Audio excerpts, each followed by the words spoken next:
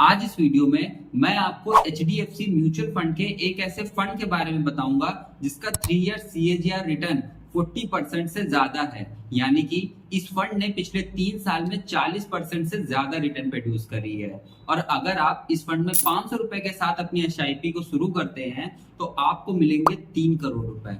और अगर आप 1000 रुपए के साथ इस फंड में अपनी SIP को शुरू करते हैं तो आपको मिलेंगे 6.5 करोड़ रुपए। अब किस फंड से बनेगा, कितने टाइम में बनेगा, ये सब कुछ आपको वीडियो के एंड तक पता चल जाएगा। सो वीडियो को कंप्लीट एंड तक देखिएगा। देखिए, HDFC म्यूचुअल फंड भारत की दूसरी सबसे बड़ी एसेट मैनेजमेंट कंपनी है और फर्स्ट का नाम मैं ऑलरेडी आप लोगों को बता चुका हूं। तो आप लोग कमेंट करके बताइएगा कि भारत की नंबर 1 एसेट मैनेजमेंट कंपनी कौन सी है। भाई मुझे भी तो पता चले कि आप लोग कितना सीख रहे हैं।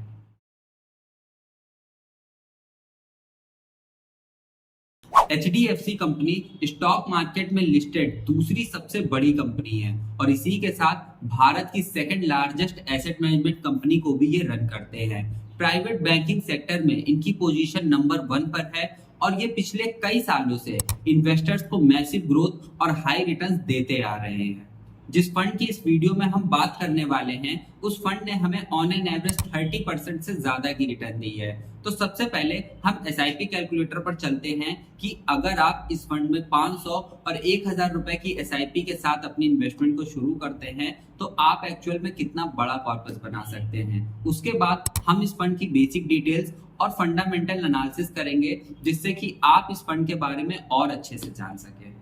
तो अगर आप इस फंड में 1000 रुपए की SIP के साथ अपनी इन्वेस्टमेंट को शुरू करते हैं और रिटर्न हम यहाँ पर 30% की लेकर चलेंगे। क्योंकि इस फंड ने हमें ऑन एन एवरेज 30% की रिटर्न दी है। तो अगर आप 1000 रुपए की SIP को 30% के रेट ऑफ इंटरेस्ट से ग्रो करते हैं और अगले 10 सालों तक अपनी SIP को कंसिस्टेंटली करते हैं तो आप जमा करेंगे 1,20,000 रुपए, जिस पर आपकी टोटल वैल्यू बनेगी 7,52,000 रुपए की। अब अगर आप इसी इन्वेस्टमेंट अमाउंट को यानी कि जो आपकी SIP है इसको थोड़ा सा और बढ़ा दें, 10 साल के बजाय 10 साल इसमें और ऐड करते हैं, 20 सालों के लिए अपनी SIP को कंटिन्यू करें तो यही अमाउंट आपका जमा होगा 2,40,000 रुपए। और लेकिन जो अब आपकी टोटल वैल्यू बनेगी वो बनेगी 1.5 करोड़ से ज्यादा की। अब बहुत से लोग होंगे जो थोड़ा सा और ज्यादा लंबे समय के लिए इन्वेस्ट करना चाहेंगे, क्योंकि म्यूचुअल फंड में इन्वेस्टमेंट की पावर जो होती है वो हमें तब देखने को मिलती है जब ये अमाउंट हमारा कंपाउंड होना स्टार्ट होता है। तो अगर आप इस फंड में 5 साल और बढ़ा दें, 20 के बजाय 25 सालों तक इन्वेस्ट करें तो आप जमा करेंगे 3 लाख रुपए और इस पर आपकी टोटल वैल्यू बनेगी वो 6.5 करोड़ से ज्यादा की बनेगी। तो इस तरह से आप जो एक SIP अमाउंट आपने 1000 रुपए का चालू किया था 25 साल पहले, तो 25 साल बाद आपको वही 1000 रुपए की SIP आपको 6 करोड़ से ज्यादा का कॉर्पस बनाकर दे सकता है।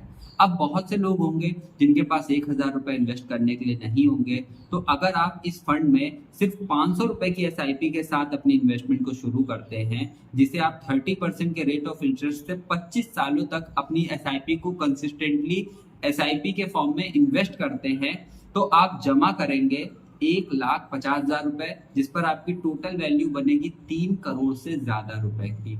तो इस तरह से आप म्यूचुअल फंड में SIP के थ्रू इन्वेस्ट करके करोड़ों का कॉर्पस बना सकते हैं। अब बहुत से लोगों के मन में सवाल आ रहा होगा कि 30% की रिटर्न हमें कहाँ ही देखने को मिलती है। तो अगर हम इस फंड से, वैसे तो ये फंड हमें दे सकता है इतनी अच्छी रिटर्न, लेकिन अगर हम इस फंड से सिर्फ 25% की रिटर्न भी एक्सपेक्ट करके चले और 500 रुपए की SIP इन्वेस्ट करें तो भी 25 सालों में आपको 1 करोड़ से ज्यादा का कॉर्पस ये फंड बनाकर दे सकता है। तो मुझे उम्मीद है कि अब आपको समझ में आ गया होगा कि अगर आप इस फंड में 500 और 1000 रुपए की SIP के साथ अपनी इन्वेस्टमेंट को शुरू करते हैं तो आप कितना बड़ा कॉर्पस बना सकते हैं। तो बिना किसी देरी के उस फंड के बारे में जानते हैं जो फंड हमें इतनी अच्छी रिटर्न्स देने वाला है। तो ये फंड हमारा 3 स्टार रेटिंग्स के साथ आता है और इसका जो फंड साइज है वो 23,251 करोड़ रुपीस का है। और आप इस फंड में मिनिमम 100 रुपए की SIP के साथ अपनी इन्वेस्टमेंट को शुरू कर सकते हैं और अगर आप लमसम भी करना चाहें तो भी आप 100 रुपए के कम से कम अमाउंट के साथ लमसम इन्वेस्टमेंट भी कर सकते हैं। तो ये फंड जब से लॉन्च हुआ है तब से लेकर अब तक इस फंड ने हमें 20% की रिटर्न दी है और पिछले 5 सालों में इस फंड ने हमें 22% की रिटर्न दी है। पिछले 3 साल का CAGR रिटर्न इस फंड का 42% का है और पिछले एक साल में इस फंड ने 40% की रिटर्न दी है। पिछले 6 महीनों में इस फंड ने लगभग 30% की रिटर्न दी है। तो इस तरह की मैसिव रिटर्न ये फंड हमेशा से ही हमें देता आ रहा है। होल्डिंग्स की बात करें तो इस फंड ने टोटल 76 कंपनी यानी कि 76 कंपनीज में अपने पैसे को इन्वेस्ट किया हुआ है, जिसमें सोनाटा सॉफ्टवेयर आते हैं, बैंक ऑफ बड़ौदा आते हैं, फिन स्ट्रक्चर सॉल्यूशंस आते हैं, आईडीएफसी लिमिटेड आता है, बजाज इलेक्ट्रिकल्स आता है। इस तरीके के कुछ टॉप कंपनीज है जिनमें इनका एलोकेशन है वो मेजरली इन्वेस्ट किया हुआ है। अगर हम इनके होल्डिंग एनालिसिस पर आए और सेक्टर एलोकेशन पर नजर डालें तो इस फंड ने अपना जो मेजरली पैसा है वो सर्विसेज सेक्टर में इन्वेस्ट किया हुआ है, फाइनेंशियल सेक्टर में इन्वेस्ट किया हुआ है, हेल्थ केयर सेक्टर में 11.2% का इनका स्टेक है, ऑटोमोबाइल सेक्टर में 5.8% का है, केमिकल सेक्टर में 8.2% का है। इस तरह से और भी सेक्टर्स हैं जिसमें इस फंड ने अपने पैसे को इन्वेस्ट किया हुआ है। रिटर्न्स एंड रैंकिंग्स की बात करें तो आप देख सकते हैं, सबसे पहले हम यहाँ पर रिटर्न रैंक इन कैटेगरी को एक्सप्लेन करते हैं कि पिछले एक साल में इसकी रैंक दूसरे नंबर पर रही, पिछले 3 सालों में 5वें नंबर पर, पिछले 5 सालों में 10वें नंबर पर इसकी रैंक रही है। तो आप इससे अंदाजा लगा सकते हैं कि फंड पिछले कई सालों से टॉप 10 म्यूचुअल फंड्स में ही रहा है। और रिटर्न्स की बात करें तो इस फंड ने एक साल में 40% की, 3 साल में 42% की, 5 साल में 22% की रिटर्न दी है। कैटेगरी एवरेज को हर साल इस फंड ने बीट किया है, अपने कैटेगरी एवरेज से ज्यादा रिटर्न प्रोड्यूस करके दी है। अगर हम इस फंड के एक्सपेंस रेशियो की बात करें, बहुत से नए लोग होंगे जिनको एक्सपेंस रेशियो नहीं मालूम होगा। तो एक्सपेंस रेशियो वो फीस होती है जो फंड मैनेजर यानी कि एसेट मैनेजमेंट कंपनी हमसे चार्ज करती है हमारे फंड को मैनेज करने के लिए। तो ये एसेट मैनेजमेंट कंपनी का एक खर्चा होता है जो वो फंड मैनेजर को पे करती है हमारे फंड को मैनेज करने के लिए। इसके अलावा भी कई अदर एक्सपेंस होते हैं जिसे एक्सपेंस रेशियो में ही ऐड कर दिया जाता है। तो एक्सपेंस रेशियो हमारा 0.74% का है और एक्सिट लोड 1% का है अगर आप अपनी इन्वेस्टमेंट को 1 साल से पहले रिडीम करते हैं।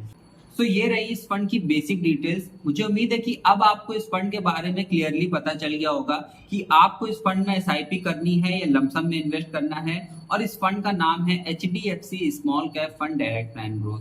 तो ये फंड स्मॉल कैप कंपनीज में अपने पैसे को इन्वेस्ट करता है। Small cap companies share market में लिस्टेड टॉप 250 कंपनीज को छोड़ने के बाद नीचे की जितनी भी कंपनियां बचती हैं वो सारी स्मॉल कैप कंपनीज होती हैं। और स्मॉल कैप कंपनीज में ही वो पोटेंशियल होता है कि वो आपको मल्टीबैगर वाले रिटर्न ला कर दे सके। और जितने चांसेस इनके ग्रो होने के होते हैं उतने ही चांसेस इनके डूबने के भी होते हैं। इसलिए स्मॉल कैप फंड्स जो होते हैं वो वेरी हाई रिस्क कैटेगरी वाले इन्वेस्टर्स के लिए ही होते हैं। तो अगर आप ज्यादा रिटर्न्स के लिए ज्यादा रिस्क ले सकते हैं तो आप इस स्मॉल कैप फंड में इन्वेस्ट कर सकते हैं, फिर चाहे आप एसआईपी करें या आप लमसम के थ्रू इन्वेस्ट करें। सो कैसी लगी आपको वीडियो कमेंट करके जरूर बताइएगा।